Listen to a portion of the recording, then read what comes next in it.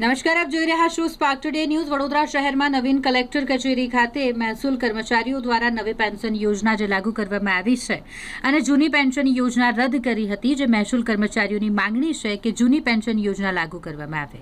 આ માટે નવીન કલેક્ટર કચેરી ખાતે અધિક કલેક્ટર ભરત પટેલે આવેદનપત્ર આપ્યું અને રજૂઆત કરી।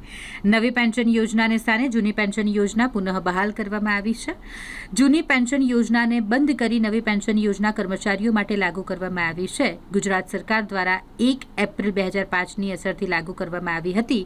એ 1 એપ્રિલ 2005 કે તે પછી સરકારી નોકરીમાં દાખલ થનાર તમામ કર્મચારીઓ અને ફિક્સ પગારની નીતિના અનુસંધાને 1 એપ્રિલ 2005 પહેલાં સરકારી નોકરીમાં દાખલ થનાર પરંતુ 1 એપ્રિલ 2005 કે તે પછી નિયમિત નિમણૂક મેળવનાર કર્મચારીઓને નિવૃત્તિ બાદ મળતું આજીવન પેન્શન અને તેને સંલગ્ન કેટલાક લાભો બંધ કરી દેવામાં આવ્યા છે અને આ તમામ બાબતે રજૂઆત કરવા માટે કલેક્ટર કચેરી ખાતે તેઓ પહોંચ્યા છે અને રજૂઆત કરી છે।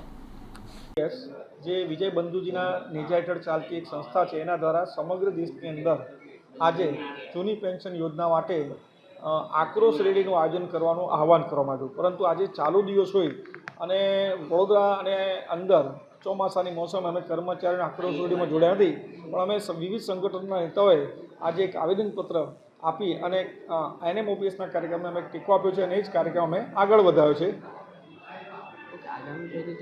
આગામીમાં તો 5/9 જે શિક્ષક દિવસ છે એ દિવસે ધરણાનો કાર્યક્રમ બંધુજીએ જાહેર કર્યો છે અને 25/11/25 રામલીલા મેદાન દિલ્હી ખાતે સમગ્ર દેશના કર્મચારીઓની એક સભા બોલાવવાના છે।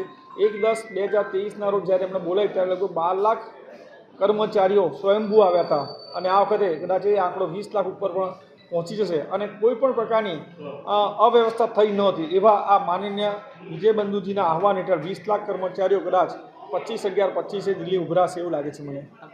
ધર્મેન્દ્ર જોશી, ઉચ્ચતર માધ્યમિક શિક્ષક સંઘ પ્રમુખ।